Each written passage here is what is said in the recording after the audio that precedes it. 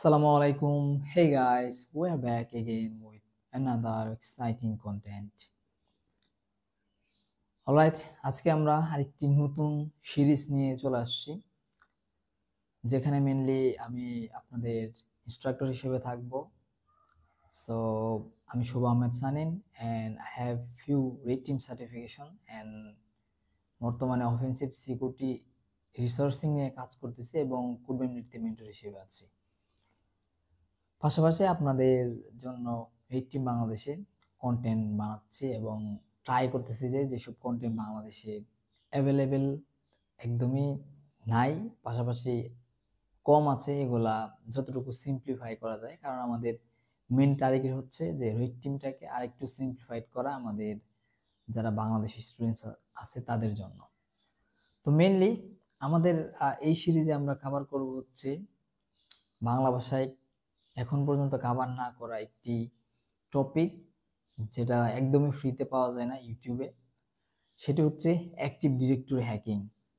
So active directory hacking quite complex একটা আপনার topic, সবাই বুঝতে পারে না অ্যান্ড মোটামুটি হার্ডার বলতে পারেন। এখানে মোটামুটি ডেভেলপিং নলেজ কিছুটা লাগে। ডেভেলপিং বলতে আপনার মেনটেনিং নলেজ অফ এডি, পাশাপাশি আপনাকে অ্যাটাকিং নলেজটাও থাকতে হবে, কারণ এখানে অ্যাটাক করতে গেলে আপনার দেখা যায় আমাদের আরও বেশি কিছু ক্রাইটেরিয়া চলে আসে। সো আমি এই সিরিজে চেষ্টা করব যতটুকু সিম্পলিফাই করা যায় বিগিনারদের জন্য। অ্যান্ড আপনাদের বাংলাদেশে ফার্স্ট টাইম আমরা এটার কিভাবে আপনি অ্যাটাকিং চালাবেন অ্যাক্টিভ ডিরেক্টরিতে, এটির গাইডলাইন, লাইভ ওয়াক থ্রো, পাশাপাশি আর অ্যাডভান্স লেভেলের অ্যাটাকিং এর জন্য কিভাবে প্রিপারেশন নেবেন, এগুলো আমরা এই সিরিজে কভার করে দেব। তো মেইনলি আমরা এখন চলে আসি আমাদের কন্টেন্টে। What is active directory, right? Active directory হলো মাইক্রোসফট দ্বারা তৈরি একটি ডিরেক্টরি সার্ভিস। আমরা তো ডিরেক্টরি বুঝি, তাই না?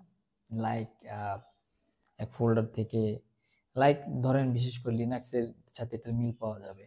যেমন রুট থাকে, রুটের আন্ডারে বাকি যে ডিরেক্টরিগুলো থাকে, এরপরে যে বাকি ডিরেক্টরিগুলো থাকে, ঠিক সেম টাইপের। সো অ্যাক্টিভ ডিরেক্টরি হলো মাইক্রোসফট দ্বারা তৈরি একটি ডিরেক্টরি সার্ভিস, যা উইন্ডোজ ডোমেইন নেটওয়ার্কের জন্য মেনলি ব্যবহৃত হয়। এখানে নোট করে রাখতে হবে, অ্যাক্টিভ ডিরেক্টরি কিন্তু উইন্ডোজের জন্য ব্যবহৃত হয়। এটি একটি ডেটাবেস এবং সার্ভিসের সেট যা ইউজারদের এবং রিসোর্সগুলোর যেমন কম্পিউটার, প্রিন্টার, সার্ভার ইত্যাদির তথ্য সংরক্ষণ করে। এটি একটি সেন্ট্রাল ডোমেন ভিত্তিক এনভায়রনমেন্টে কাজ করে, যেখানে একজন কন্ট্রোলার থাকে যা সহজেই বিভিন্ন সমস্ত রিসোর্স এবং ইউজারদের কি পরিচালনা করতে পারে। সবাইকে আপনার রিসোর্স পাশাপাশি যে ইউজার থাকে এদেরকে অপারেট করতে পারে হচ্ছে একজন সেন্ট্রাল কন্ট্রোলার। ওকে, তো মেইনলি অ্যাক্টিভ ডিরেক্টরি স্ট্রাকচারটা কেমন হয়?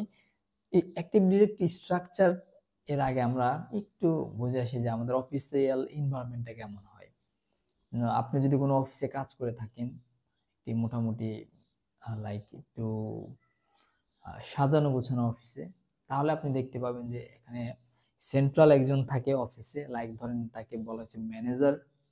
এর আন্ডারে থাকে হচ্ছে বিভিন্ন ধরনের department, like IT department, sales department, marketing department, developer, sorry কি বলে যে ডেভেলপমেন্ট ডিপার্টমেন্ট। তো এই টাইপের বিভিন্ন ধরনের ডিপার্টমেন্টে কিন্তু ক্যাটাগরি করা থাকে হচ্ছে একটা অফিসে। সো আমি যে অফিসে কাজ করতাম ওখানে ওই সেম কাজ ছিল, যেখানে যেহেতু এটা সাইবার সিকিউরিটি ছিল, ওখানে ছিল যে cloud department, cyber security department, তারপর সেলস ডিপার্টমেন্টও ছিল এবং ডেভেলপমেন্ট ডিপার্টমেন্টও ছিল। তো এখন আমাদের কি হতো, সেন্ট্রাল একজন ছিল যেখান থেকে মেনলি আমাদের সবগুলো কম্পিউটার সে নিয়ন্ত্রণ করতে পারতো। বিভিন্ন পলিসি সেট আপ, রিসোর্সের শেয়ার করা, এগুলো সব কিন্তু সে এক জায়গায় বসে করতে পারতো। এন্ড এটা কিভাবে করতে পারতো? Due to active directory. কারণ আমাদের যে অফিসটা ছিল টোটালি এডি এর ওপর ছিল, এডি ওখানে আপনার ডিপ্লয় করা ছিল। তো মেইনলি এখানে তাই হয় যে ধরেন ম্যানেজারের কাছে একটা কম্পিউটার আছে, সে এডির সেন্ট্রাল, আর বাকি যে ডিপার্টমেন্টের লোকজন আছে এদের কাছে এক একটা করে কম্পিউটার আছে, অ্যান্ড ম্যানেজার এই কম্পিউটারগুলো রিসোর্স শেয়ার করতে পারে এগুলোর সাথে আলাদাভাবে, একজন আরেকজনের এটা দেখতে পারবে না। অ্যান্ড পাশাপাশি যে কোনো সময় যে কোনো অ্যাক্সেস এই ম্যানেজার কিন্তু নিয়ন্ত্রণ করতে পারে। সে চাইলে ধরেন যে মার্ক এখানে আছে, মার্কের অ্যাক্সেস নিয়ে যেতে পারে, তাকে অফ করে দিতে পারে, বা সে চাইলে কিন্তু এখানে ফিলিপ নামে একটা ইউজার আছে, ফিলিপকে বাদ দিয়ে এখানে কিন্তু থমাসকে ঢুকাই দিতে পারে এনে। তো এখন বিষয়টা হলো যে অ্যাক্টিভ ডিরেক্টরিতে এমনই যে খুব ইজি মেনটেন করা। লাইক অ্যাক্টিভ ডিরেক্টরিতে আপনার একটা, আমরা যদি সিম্পলি চিন্তা করি, একটা সেন্ট্রাল কম্পিউটার থাকে, অ্যান্ড ওই সেন্ট্রাল কম্পিউটার আন্ডারে আরো সাব কম্পিউটার থাকে যেগুলোকে সে নিয়ন্ত্রণ করতে পারে, রিসোর্স শেয়ার করতে পারে, এনি কাইন্ড অফ যেগুলোর তার প্রয়োজন। অ্যান্ড এখন কেন অ্যাক্টিভ ডিরেক্টরির প্রয়োজন হয় আমাদের? মেইনলি অ্যাক্টিভ ডিরেক্টরি আমাদের প্রয়োজন হয়, ধরেন এখন যদি অ্যাক্টিভ ডিরেক্টরি না থাকতো তাহলে কি হতো? ম্যানেজারের মার্কেটিং ডিপার্টমেন্টে যাইতে হতো ফিজিক্যালি গিয়ে, তার সাথে ধরেন পেন ড্রাইভ বা সামথিং লাইক দ্যাট কিছু নিয়ে রিসোর্স শেয়ার করতে হতো। আবার সেলস ডিপার্টমেন্টে গিয়ে তো একই কাজ করতে হতো। আবার এখানে ধরেন আইটি ডিপার্টমেন্টে আরেকটা ধরেন বললো যে ভাই আমাদের আরেকটা নতুন এমপ্লয়ি আসছে, এদের তো অ্যাক্সেস দেওয়া লাগবে, তো সে ম্যানুয়ালে যাইতো, তার কম্পিউটার অ্যাক্সেস নিত, নিয়ে দেন তাকে অ্যাক্সেস দিত। মানে ম্যানুয়ালি করা লাগতো ফিজিক্যালি, যেটা অ্যাক্টিভ ডিরেক্টরির কারণে করতে হয় না, আপনি ওখানে বসেই সমস্ত ইউজার্স গ্রুপ ম্যানেজমেন্ট করতে পারবেন। অ্যান্ড এটা হচ্ছে অ্যাক্টিভ ডিরেক্টরির বিশেষত্ব এবং এটার অ্যাডভান্টেজ ইউজেস, যে আপনার কি বলে ইউজারের ফ্রেন্ডলি অনেক। ঠিক আছে, সো এখন আমরা আসি যে আমরা তো অ্যাক্টিভ ডিরেক্টরি সম্পর্কে জানলাম মেইনলি, অ্যান্ড অ্যাক্টিভ ডিরেক্টরি স্ট্রাকচারটা কেমন হয় এটাও আমরা বুঝতে পারলাম, রাইট? এখন অ্যাক্টিভ ডিরেক্টরি কিন্তু বেশ কিছু মৌলিক উপাদান আছে, মূল উপাদান আছে। এগুলা কি?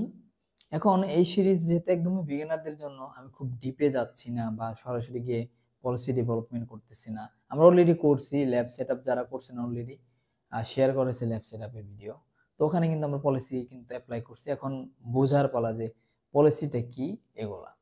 তো অ্যাক্টিভ ডিরেক্টরির একদম মূল উপাদানটাই হলো হচ্ছে ডিসি।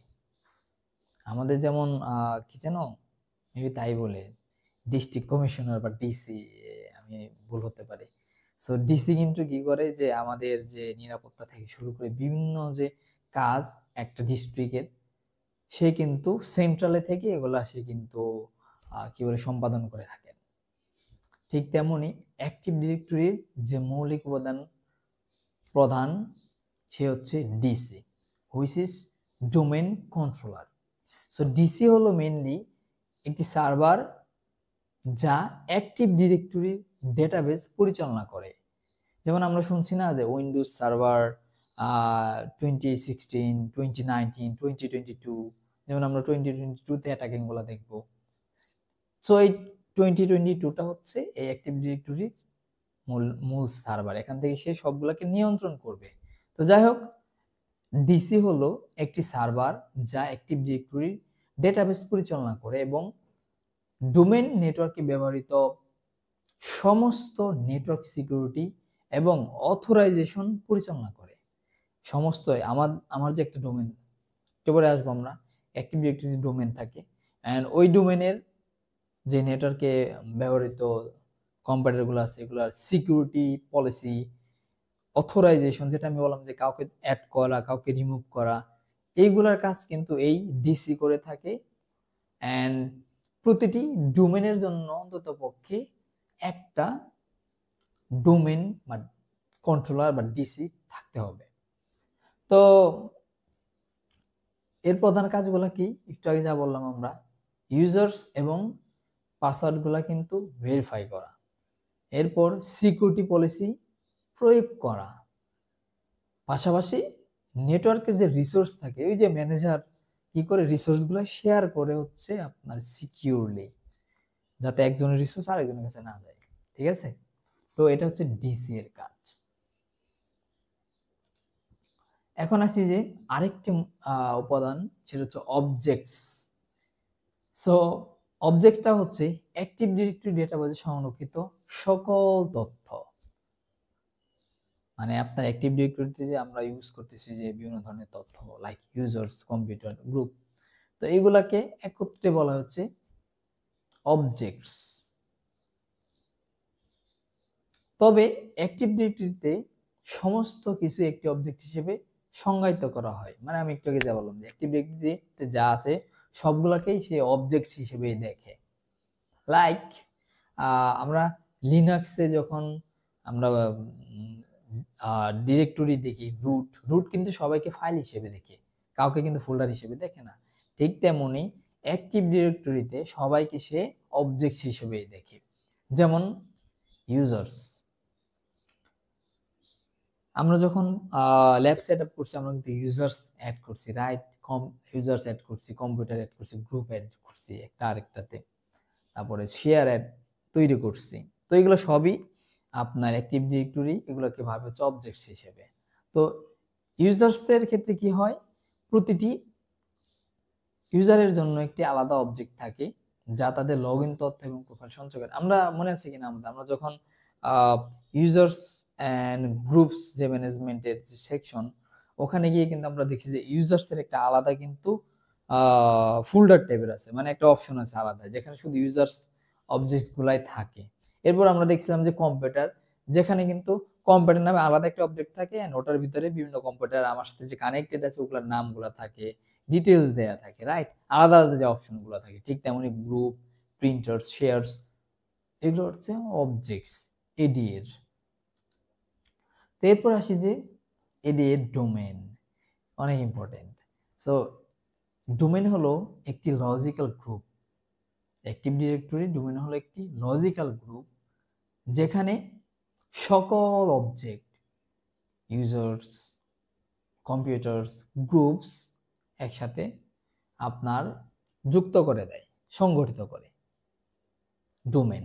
কারণ ধরেন আপনি ইউজার্স ক্রিয়েট করছেন, কম্পিউটার লাইক ইনস্টল করছেন, এখন যদি আপনি ডোমেন ওখানে বলে দেন যে তুমি এই ডোমেন ফলো করবা, এই ডোমেনের অ্যাড্রেস ফলো করবা, তাহলে সে ডোমেনটা দিলেই সে অটোমেটিক এডি এর সাথে কানেক্টেড হয়ে থাকবে, যেটা আমরা জয়েনিং মেশিনে পড়ছিলাম এই সেকশনে, রাইট?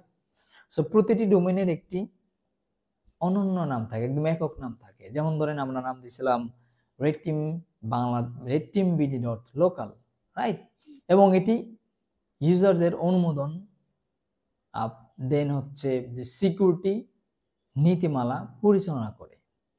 ইউজার্স লাইক আপনি অ্যাড করা, অথরাইজেশন দেয়া, নিরাপত্তা, সিকিউরিটি যে পলিসিগুলো এগুলো পরিচালনা করা হচ্ছে ডোমেনের কাজ অন্যতম। তাছাড়া এটি নেটওয়ার্ক কন্ট্রোলারদের জন্য সমস্ত অ্যাকাউন্ট এবং ডিভাইস ম্যানেজ করার জন্য কেন্দ্র হিসেবে কাজ করে। কারণ আমার কিন্তু ওই ডোমেনের আন্ডারে কিন্তু এই তথ্যগুলা কিন্তু থাকে, যে সমস্ত অ্যাকাউন্ট এবং ডিভাইস ম্যানেজিং এর যে কি কি ডিভাইস কানেক্টেড, এই টাইপের ইনফরমেশন। সো ডিএনএস, আমরা ডিএনএস সম্পর্কে তো আগেই জানি, তাও আমরা বলছি এটা আগেই ছিল আর কি। যেমন লাইক অ্যাক্টিভ ডিরেক্টরি ডিএনএস এর উপর ভিত্তি করে কাজ করে। আমরা মনে আছে কিনা আমরা ডিএনএস কিন্তু দিয়েছিলাম প্রত্যেকটা আমাদের যে কম্পিউটার ছিল ওখানে কিন্তু আমরা ডিএনএস এর অ্যাড্রেসটা দিয়েছি, এন্ড এরপর কিন্তু আমার এরিয়ার সাথে অ্যাড হয়েছিল, মনে আছে কিনা আমাদের? ডিএনএস হলো একটি সিস্টেম যা ডোমেন নামকে আইপি ঠিকানায় অনুবাদ করে। যেমন আমাদের রেটিম বিডি ডট লোকাল, এটাকে কিন্তু সে কি করছিল, একটা আইপিতে নিয়ে আসছিল, রাইট? এন্ড ওই আইপিটা আমরা কিন্তু জয়নিং মেশিনের ক্ষেত্রে গিয়ে মেশিন জয়েন করছিলাম। তো এটি ডোমেন কন্ট্রোলার খুঁজে বের করতে এবং সার্ভিসের সাথে সংযোগ স্থাপন করতে সাহায্য করে, রাইট? তো গ্রুপ পলিসি, গ্রুপ পলিসি অনেক ইম্পর্টেন্ট। গ্রুপ পলিসি হলো অ্যাক্টিভ ডিরেক্টরির মাধ্যমে ইউজারদের এবং কম্পিউটারের জন্য বিভিন্ন লাইক, এক কথায় আমার গ্রুপ পলিসি হচ্ছে আপনার সিকিউরিটি পলিসি এবং অন্যান্য যে পলিসিগুলো আছে এগুলা নির্ধারণ করে, যেমন সিস্টেম কনফিগারেশন, সিকিউরিটি সেটিংস, কি প্রোগ্রামিং ইনস্টলেশন করা হবে, ওই প্রোগ্রামিং ইনস্টলেশন ইত্যাদি কন্ট্রোল করে হচ্ছে গ্রুপ পলিসি। এলড্যাপ অনেক ইম্পর্টেন্ট। এলড্যাপ হচ্ছে মেইনলি একটি প্রোটোকল।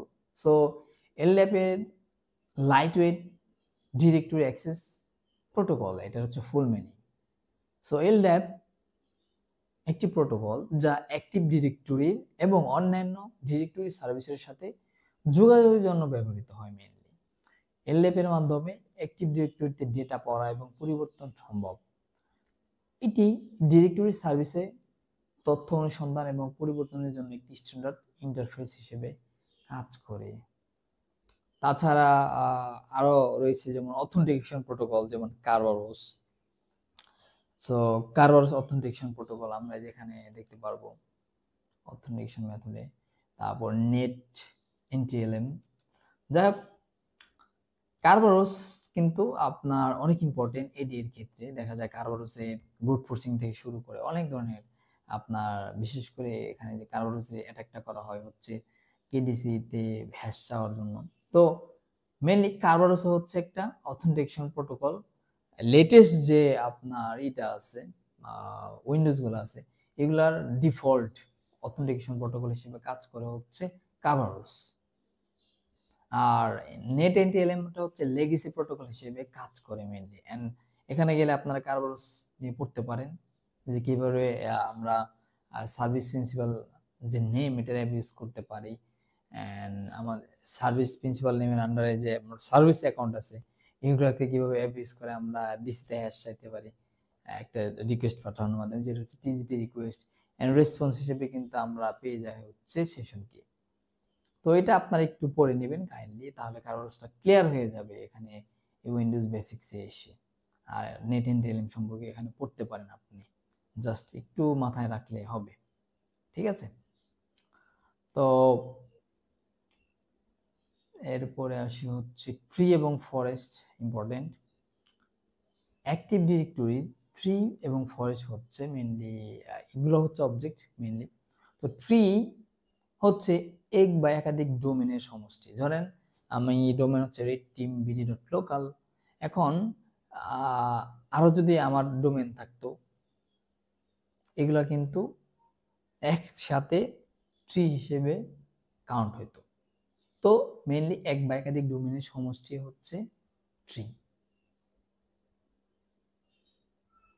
অ্যান্ড এক বা একাধিক যে ডোমেন থাকে, এটি সাধারণত একটি নেম স্পেস ব্যবহার করে একটি ট্রি এর মধ্যে থাকা যে ডোমেন গুলো, এগুলা প্যারেন্ট চাইল্ড হিসেবে সম্পর্কযুক্ত থাকে। ধরেন ট্রি হচ্ছে প্রধান, এন্ড এর ভিতরে যারা থাকে এটা হচ্ছে ট্রি এর প্রমাণ। ওকে, প্যারেন্ট চাইল্ড সম্পর্কের মতো আর কি। তো আমরা একটু দেখবো, আমরা এই দেখলে ক্লিয়ার হয়ে যাবে আমার ডায়াগ্রামটা দেখলে। এন্ড ফরেস্টটা হচ্ছে এক বা একাধিক ট্রি এর সমষ্টি, মানে অনেকগুলা বাপ মিলা আর কি যদি আমি বলি। সো ট্রি হচ্ছে মেনলি এক বা একাধিক, ফরেস্ট হচ্ছে এক বা একাধিক ট্রি এর সমষ্টি, যা একটি কমন গ্লোবাল ক্যাটালগ ব্যবহার করে এবং মাইক্রোসফট অ্যাক্টিভ ডিরেক্টরির সর্বোচ্চ স্তর হিসেবে বিবেচিত হয়। এটি সম্পূর্ণ নেটওয়ার্কের মধ্যে ট্রাস্ট পরিচালনা করে। আচ্ছা,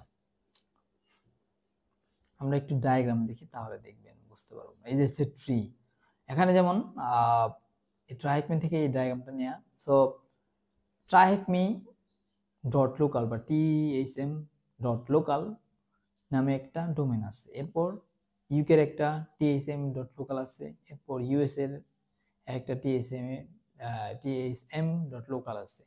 এই যে তিনটা মেইনলি ডোমেন, এই তিনটা ডোমেনকে একসাথে বলা হচ্ছে ট্রি। ওকে, এন্ড এগুলো হচ্ছে চাইল্ড সম্পর্কিত, ফাদার চাইল্ড সম্পর্কিত থাকে মেইনলি। এটা হচ্ছে ফাদার, বাকিগুলো হচ্ছে এর পোলাপাইন। ঠিক আছে, আরো যদি থাকতো এগুলো একই অবস্থা। আর এইখানে মেইনলি ফরেস্ট, এখন ধরেন কি হয় না, আমাদের একটা বনে কি থাকে, অনেকগুলা কি বলে যে প্রাণের সমষ্টি থাকে একসাথে, তাই না? তো ঠিক তেমনই অ্যাক্টিভ ডিরেক্টরিতে একাধিক ট্রি, ধরেন একটা ফ্যামিলি, ট্রিকে আমরা একটা ফ্যামিলি হিসেবে এখন ধরতে পারি। একটা ফ্যামিলি এবং আরেকটা ফ্যামিলি মিলে কি হয়, কয়েকটা ফ্যামিলি যদি একসাথে থাকে তাহলে এটাকে কি বলে, একটা গোষ্ঠী বলে মেবি বলতে পারে। তো বাই দ্য ওয়ে আমার কথাটা হলো যে মেন যে অনেকগুলা ট্রি এর সমষ্টি হয়ে একটা ফরেস্ট গঠিত হয়। যেমন আমি, সানিন, আমার আব্বা, আমার যে দাদা, তার দাদা, এরা মিলে কিন্তু কাইন্ড অফ ফরেস্টের মতো আপনি কল্পনা করতে পারেন, যেটা আমার গোষ্ঠী। ঠিক তেমনি অ্যাক্টিভ ডিরেক্টরিতেও আপনার এই জিনিসটা মেনটেন করে মেনলি কয়েকটা ট্রি মিলে একটা ফরেস্ট গঠিত হয় এবং এদের মধ্যে একটা সম্পর্ক হয়। কারণ আমার দেখেন না, আমার বংশ পরম্পরা যদি থাকে এদের সাথে তো আমার একটা কানেকশন থাকবে, তাই না? মিল থাকবে কিছুটা, কাইন্ড অফ এরকম আর কি। আমি কি করব তাদের সাথে লাইক বিভিন্ন আমার দুঃখের সুখের কথা শেয়ার করব, আমার কি বলে যে বিভিন্ন ধরনের যে রিসোর্স, হেল্প নেওয়া, হেল্প দেয়া, এগুলা কিন্তু কাজ করব, বিভিন্ন জিনিস শেয়ার করব। ঠিক তেমনি একটা ফরেস্টের ভিতর যদি একাধিক ট্রি থাকে, ওই ট্রিগুলা নিজেদের মধ্যে একটা সুন্দর রিলেশনশিপ সৃষ্টি করে। অ্যান্ড তারা কি করে, একে অপরের সাথে রিসোর্স শেয়ার করা, ট্রাস্ট ম্যানেজমেন্ট, এগুলা কিন্তু কি বলে যে মেনটেন করে, যেটা আমরা এই চিত্রে দেখতে পাচ্ছি যে অ্যাক্সেস, আপনার ট্রাস্ট ডিরেকশন, অ্যাক্সেস ডিরেকশন, এগুলো হচ্ছে মেইনলি একটা ট্রি এর ভিতর মেইনলি ডোমেন, একটা ডোমেন আরেকটা ডোমেনে ট্রি, পাশাপাশি দুইটা ট্রি এর মধ্যে আপনার আদান প্রদান হয় মেইনলি। এখন আছে যে খুবই ইম্পর্টেন্ট, সব থেকে গুরুত্বপূর্ণ, ADDS, active directory domain services. Active directory domain services হলো অ্যাক্টিভ ডিরেক্টরির সবচেয়ে গুরুত্বপূর্ণ উপাদান, যা নেটওয়ার্কের লজিক্যাল কাঠামো প্রদান করে। এর মাধ্যমে নেটওয়ার্কে ব্যবহৃত অবজেক্ট, ইউজার্স এবং রিসোর্সগুলোর যে সিকিউরিটি এবং অথরাইজেশন, অ্যাক্সেস কন্ট্রোল নির্ধারণ করা যায় বা করা হয়। মেনলি এডিডিএস যদি কম্প্রোমাইজ হয়, এখানে যদি অ্যাটাক করা যায়, এখানে যদি কোনো লুপহোলস থাকে, তাহলে টোটাল অ্যাক্টিভ ডিরেক্টরি কম্প্রোমাইজ হওয়ার সম্ভাবনা থাকে। তো এখানে আপনাকে অবশ্যই ভালো সিকিউরিটি মেনটেন করতে হবে, বিশেষ করে যে এডিডিএস এর ডোমেইন সার্ভিসেস আপনারা পাবেন অ্যাক্টিভ ডিরেক্টরি সার্ভারে গেলে এডিডিএস, অ্যাক্টিভ ডিরেক্টরি ডোমেইন সার্ভিসেস, এই অপশনটা আলাদা পাবেন। অলরেডি আমরা দেখছি এটা, তাই না? সো এডিডিএস এ কিন্তু আপনার খুব মেজর মেজর অ্যাটাকগুলো করা যায়। আপনি হ্যাক দ্য বক্সে দেখবেন আলাদা রুমি ওয়েবে আছে, আলাদা লার্নিং পাতি আছে একাডেমিতে, যে এডিডিএস। এরপর আছে এই যে active directory certificate services. Active directory certificate services হলো একটি সার্ভিস যা সার্টিফিকেট অথরিটি তৈরি করে এবং ম্যানেজ করতে সাহায্য করে। এটি ডিজিটাল সার্টিফিকেটের মাধ্যমে নিরাপত্তা প্রদান করে এবং এনক্রিপশন, ডেটার অখণ্ডতা এবং প্রমাণীকরণ নিশ্চিত করে। তো মেনলি এডিসিএস ও এডিডিএস এর মতো অনেক ইম্পর্টেন্ট। এখন যদি সার্টিফিকেট কনফিগার ভালো মতো করা না থাকে, বা সার্টিফিকেটের মেয়াদ যদি অন্য ভালো মতো কি বলে যে কনফিগার করা না থাকে, তাহলে কিন্তু আপনার এটারে অ্যাবিউজ করতে পারে একজন হ্যাকার। তো আপনি মেনলি বিভিন্ন ধরনের রেড টিমিং যে ট্রেনিং দেয় এমন প্রতিষ্ঠান, যেমন alter security, pentester academy, hack the box, এগুলোতে গেলে কিন্তু আপনারা পাবেন যে এডিসিএস এর উপরে কিন্তু আলাদা কোর্স, কিভাবে এডিসিএস এর অ্যাবিউজ করবেন, অ্যাটাক করবেন, এডিডিএস এ কিভাবে অ্যাটাক করবেন, এগুলোতে গেলে আপনি ডিটেলসে পেয়ে যাবেন মেনলি কি কি অ্যাটাকগুলো করা হয়। ঠিক আছে, এরপর আসি যে মেনলি আমাদের অ্যাটাকিং গুলাতে আমরা কি কি অ্যাটাক করব। আমরা বিগিনার লেভেলের বিভিন্ন ধরনের অ্যাটাক করব, যেমন আমরা নেক্সট আমাদের যে ভিডিও আসবে, যেমন এলএলএমএন আর পয়জনিং, তারপর SMB relay, UL file attacks, তারপর IP version 4, IP version 6 attack. তো এই টাইপের যে অ্যাটাকগুলো আছে, তারপর আরো মেজর অ্যাটাকগুলো যেমন কার্ভার স্ট্রিং, হ্যাঁ, তারপর গোল্ডেন টিকেট, সিলভার টিকেট, এই ধরনের অ্যাটাকগুলো আমরা দেখব। পাশাপাশি আমরা এনুমারেশনও দেখব। প্রথমে আমরা ইনিশিয়াল অ্যাটাক দেখব, এরপর এনুমারেশন, এরপর আবার পোস্ট কম্প্রোমাইজেশন অ্যাটাকগুলো দেখব, রাইট? সো সে পর্যন্ত সবাই একটু এগুলো কভার করে নেবেন। অ্যান্ড কারো যদি কোনো প্রশ্ন থাকে, প্রবলেম পড়ে যান মেনলি, আপনারা ডিরেক্টলি আমাকে নক করতে পারেন। আমি সর্বোচ্চ চেষ্টা করব আপনাদেরকে রিপ্লাই দেওয়ার। আর গ্রুপে যদি পোস্ট দেন, শিওর আপনি আনসার পেয়ে যাবেন। ওখানে অনেকগুলো মেম্বার আছে, তারা আপনার কোশ্চেনের আনসারগুলো দিয়ে দিবে। অ্যান্ড অলওয়েজ স্টে কানেক্টেড থাকবেন। আমরা চেষ্টা করছি আপনাদের যেন লার্নিং পাথটা যতটুকু ইজি হয় এটা জন্য কাজ করা। অ্যান্ড ইনশাল্লাহ আপনারা যদি প্র্যাকটিস করেন এবং পড়েন ভালো মতো, তাহলে এটা আমাদের জন্য গর্বের হবে যে আপনারা শিখতে পারছেন। সো এই পর্যন্ত সবাই ভালো থাকবেন অ্যান্ড বেশি বেশি প্র্যাকটিস করবেন। আসসালামু আলাইকুম।